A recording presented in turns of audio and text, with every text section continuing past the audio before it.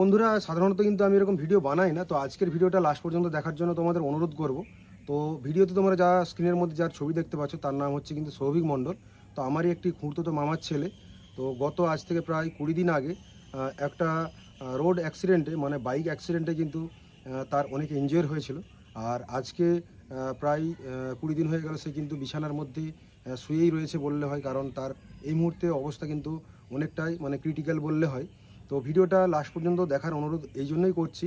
অনেকে হয়তো সাহায্য যদি করতে নাও পারে, যদি ভিডিওটা তোমরা শেয়ার করে দাও দয়া করে, তাহলে কিন্তু লোকের কাছে পৌঁছতে পারে। কিছু মানুষ হয়তো হেল্প করলে সে ভাই কিন্তু হয়তো আগের মতো আবার সুস্থ হয়ে বাড়ি ফিরতে পারে। তো তার জন্যই কিন্তু তোমাদের কাছে আমি আজকে অনুরোধ করবো, লাস্ট পর্যন্ত দেখো ভিডিওটা। অবশ্যই চাইলে কিন্তু শেয়ার করতে পারো বন্ধুদের সাথে কিংবা বিভিন্ন রকম গ্রুপে।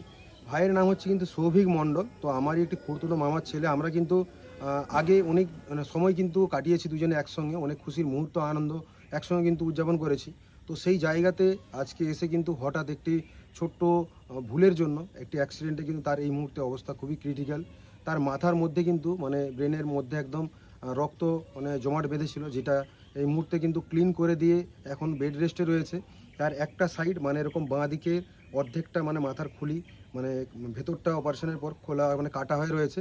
আর এমনকি হাড়গুলো রয়েছে পেটের মধ্যে রাখা রয়েছে, যেটা কিন্তু পরবর্তীতে আবার 3 মাস পরে যে অপারেশন হবে। তো আপাতত যেই অপারেশনের ব্যাপারটা ছিল সেটা কিন্তু হয়ে গেছে।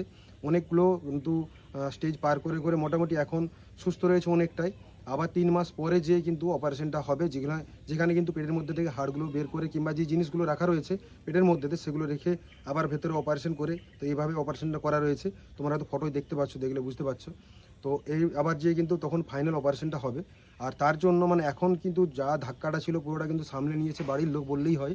আর পরবর্তীতে যেই সমস্যাটা, যে অপারেশনের যে খরচটা হবে তার জন্য কিন্তু প্রায় 18 লাখ টাকার মতো খরচা রয়েছে। আর যেটা এই মুহূর্তে খুব একটা মানে চাপের ব্যাপার বললে হয়, ফ্যামিলিগত বলো কিংবা যেখান থেকেই হোক। তো যেখান থেকে হোক কিন্তু টাকাটা জোগাড় করতে হবে, যেটা কিন্তু এই সৌভিক ভাইয়ের কিন্তু কাজে লাগবে, মানে অপারেশনের কাজে লাগবে।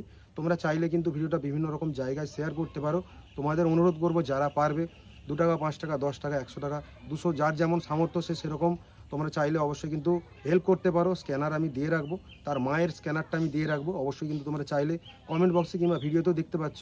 তো এখান থেকে তোমরা কিন্তু যে পেমেন্ট কিছু করতে পারো, দেখো যার যেমন সামর্থ্য সে সেরকমই সাহায্য করো। যদি নাও পারো বন্ধুদের কাছে শেয়ার করার রিকোয়েস্ট করবো, তাতে করে কেউ যদি সহৃদয় ব্যক্তি হয় সে কিন্তু কিছু সাহায্য অবশ্যই করতে পারে। তাতে করে আমার এই ভাই হয়তো আবার হাসি মুখে সেই আগের মতোভাবে ফিরে আসতে পারে।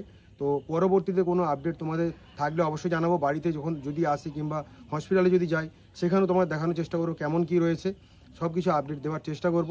যাই হোক, আপাতত তোমাদের কাছে এইটুকু আপডেট দিলাম যে এই ভাইটার জন্য সবাই কিন্তু প্রার্থনা করো যাতে কিন্তু তাড়াতাড়ি সুস্থ হয়ে ওঠে। আর যারা পারবে কিন্তু একটুখানি হেল্প করে দিও ভাইটার জন্য, কারণ সবাই এই মুহূর্তে মানে চাপের মধ্যে রয়েছে, চিন্তার মধ্যে রয়েছে। যত তাড়াতাড়ি কিন্তু ভাই আমার মানে বাড়িতে ফিরে আসতে পারে কিংবা সুস্থ হতে পারে, এটাই কিন্তু সবাই চাইছে। তোমরাও কিন্তু এটুকু চাও। ভিডিওটা সবার কাছে শেয়ার করে দিও, এটুকু তোমাদের রিকোয়েস্ট। কোনভাবে কিন্তু অপারেশনটা করা হয়েছে, যেটা কিন্তু একদম মাথার খুলিটা এইভাবে কিন্তু কাটা হয়েছিল, আর ভেতরটা কিন্তু পদরক্ত জমা করে মানে জমা হয়ে গেছিলো, সেগুলো কিন্তু পরিষ্কার করেছে। পরবর্তীতে আবার যখন মানে অপারেশন হবে তখন কিন্তু বললাম কিছু জিনিস রাখা রয়েছে পেটের মধ্যে, সেগুলো দেওয়া হবে। আবার কিন্তু তার সাথে আবার ছাতিতে ফুসফুসের কাছের কিন্তু জল জমে রক্ত জল জমে গেছিলো, সেগুলো পরিষ্কার। হাতের মানে বাঁ হাতের আঙুল টাঙুল কিছু ভেঙেছে, একটা কি দুটো ঠিক জানি না। তো এইরকম কিন্তু এতগুলো সমস্যা একসঙ্গে হয়েছে। যাই হোক, অনেকটাই মানে বাকি শরীর সুস্থ রয়েছে। মেন হচ্ছে হেলমেট পরে ছিল না, তার জন্য কিন্তু আজকে এত বড় মানে দুর্ঘটনাটা ঘটেছে। তো সবাইকে তোমাদের অনুরোধ করবো যারা বাইক চালাও অবশ্যই কিন্তু হেলমেট পরে তোমরা বাইক চালিও। তো এতগুলো সমস্যা আর তার মধ্যে রিকভারি যত তাড়াতাড়ি হয় অবশ্যই কিন্তু আমরা এটাই চাইবো। আর যে স্ক্যানার দেওয়া রয়েছে সেখানে কিন্তু নাম রয়েছে চন্দনা মণ্ডল। অবশ্যই কিন্তু তোমরা স্ক্যান করে ওখান থেকে চাইলে কিছু তোমরা হেল্প করতে পারো এই পরিবারটি, যাতে আবার পুনরায় সেরকম হাসি খুশির দিনটা ফিরে পেতে পারে। সেটা কিন্তু তোমরা অবশ্যই চাইলে একটু হেল্প করতে পারো।